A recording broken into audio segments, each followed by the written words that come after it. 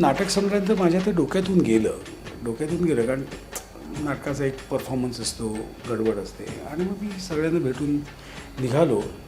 तर ती जी माता होती तिने मला वरून हाक मारली आणि तिने सांगितलं, हो आम्ही थांबलो आहे.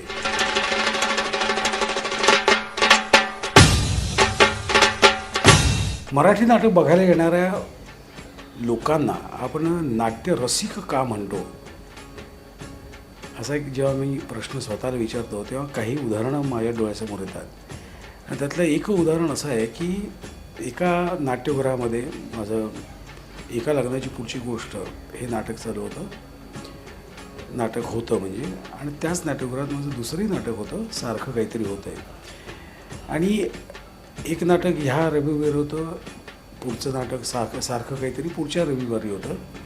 तर त्या दोन्ही नाटकाला एक विकलांग फॅमिली म्हणजे मूल विकलांग आणि आईवडील व्यवस्थित असे ते नाटकाला आले होते. आणि पहिला अंक झाल्यानंतर ते आतमध्ये आल्यानंतर त्यांनी मला सांगितलं, आमचा मुलगा फक्त तुमचीच नाटकं बघतो, पण तो वर येऊ शकत नाही. म्हटलं काय येऊ शकत नाही, तर तो थोडासा डिसेबल आहे, त्याला प्रॉब्लेम्स आहेत, तर तुम्ही नाटक संपल्यानंतर खाली याल का? तर मी ऑफकोर्स त्यावेळी इंटरव्ह्यूमध्ये मी हो म्हटलं. पण नाटक संपल्यानंतर माझ्या ते डोक्यातून गेलं कारण नाटकाचा एक परफॉर्मन्स असतो, गडबड असते आणि मग मी सगळ्यांना भेटून निघालो. तर ती जी माता होती तिने मला वरून हाक मारली आणि तिने सांगितलं, हो आम्ही थांबलो आहे.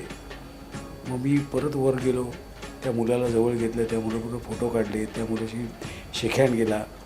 आणि असे अनेक प्रसंग माझ्या या संपूर्ण 12,000 आता किती झाले 12,870 या जवळपास माझे प्रयोग झालेले आहेत. असे अनेक प्रसंग माझ्या प्रयोगात घडलेले आहेत, चांगले, आनंददायी.